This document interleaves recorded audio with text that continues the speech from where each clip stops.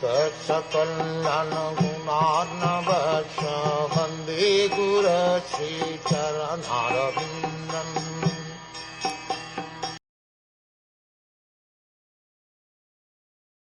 Endowed with right vision and strengthened by devotional service and a pessimistic attitude towards material identity, one should relegate his body to this illusory world through his reason.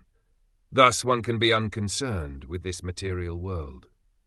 It is sometimes misunderstood that if one has to associate with persons engaged in devotional service, he will not be able to solve the economic problem. To answer this argument, it is described here that one has to associate with liberated persons not directly, physically, but by understanding, through philosophy and logic, the problems of life. It is stated here, Samyag Darshanaya Buddhya, one has to see perfectly, and by intelligence and yogic practice, one has to renounce this world. That renunciation can be achieved by the process recommended in the 2nd chapter of the 1st canto of Srimad Bhagwatam. The devotee's intelligence is always in touch with the Supreme Personality of Godhead.